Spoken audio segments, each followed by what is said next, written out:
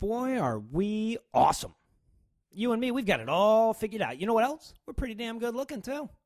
You know, we're smart, we're sexy, we're suave and stylish. You know, let's face it, we're just better than other people, aren't we? It's time to stop beating around the bush about this shit and just face the truth. We are probably the two best people ever, you and me. Now, you'll have to forgive me if that paragraph came off as a little bit clumsy, but I'm still getting used to the whole arrogant thing.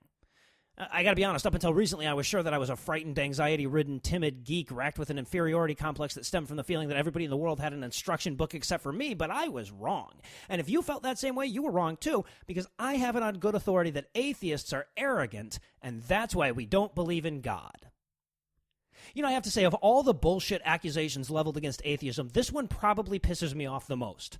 It's certainly not the most damning, so it shouldn't. I mean, that title probably goes to the bit about us not having morals or eating babies. And it's also not the most baseless because, you know, atheists probably would score higher on any reasonable arrogance index than our religious counterparts. And even if we didn't, when you're really committed to being wrong, anybody who's right is bound to come off as arrogant. So there are probably plenty of more worthy contenders among the common religious denunciations of atheism in terms of earning my ire, but the arrogance one just does the trick. And fuck, you know what? I am arrogant. I guess it's just something about the dude who claims that billions of light years of universe were blinked into existence for their sake calling me arrogant.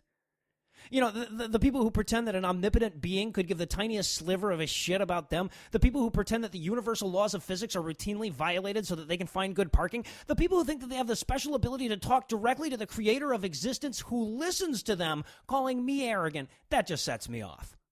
You know, it'd be one thing if this argument only came from the wishy-washy spiritualists that weren't claiming any special knowledge. You know, these people are just desperately clinging to ignorance, so they'd be as likely to label a theist as arrogant as an atheist, right? If the only level of supernatural that you're willing to accept is some vague reference to the unknown, any effort to answer your spiritual question is going to be equally threatening.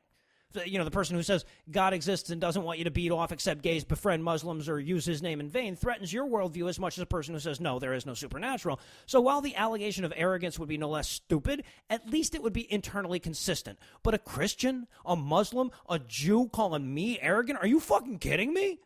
So not only do you believe that an unevidenced supreme being exists, but you're giving it attributes. You're listing its turn-ons and turn-offs. You're speaking on its behalf, and then you have the gall to label the person who calls you out on it arrogant. Oh, I'm sorry, person for whom the universe has an ultimate plan that involves an eternal existence in paradise. Was my willingness to admit that I don't know where the universe comes from too conceited for you?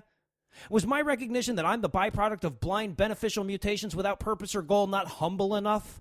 How about you tell me more about how the Lord of all things takes time to whisper in your ear about which laundry detergent you should choose? Tell me more about how only magical intervention could possibly explain the existence of something as impressive as you. Oh, and don't forget to tell me how you were made in his image. Right? Tell me how similar you are to the single greatest thing imaginable. I'm sure that'll knock my ego down a few pegs. You know, nothing could be more arrogant than the foundational principles of the Abrahamic faith. They literally put themselves at the center of the universe. Literally. Their species just so happens to be the entire point of existence. Not only that, but their religion within their species.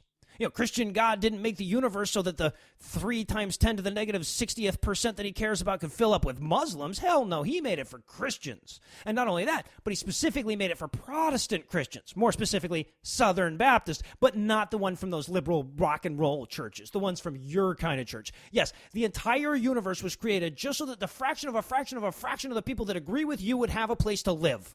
All the other shit is just incidental byproducts of history's least efficient manufacturer.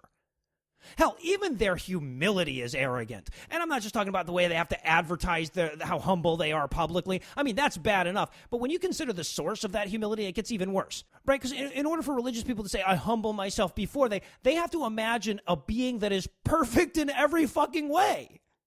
They have to create a being that is all-powerful, all-knowing, all-loving, immortal, and perfectly moral before they can find something to temper their smug-ass worldview. Shit, I'm humbled by the night sky.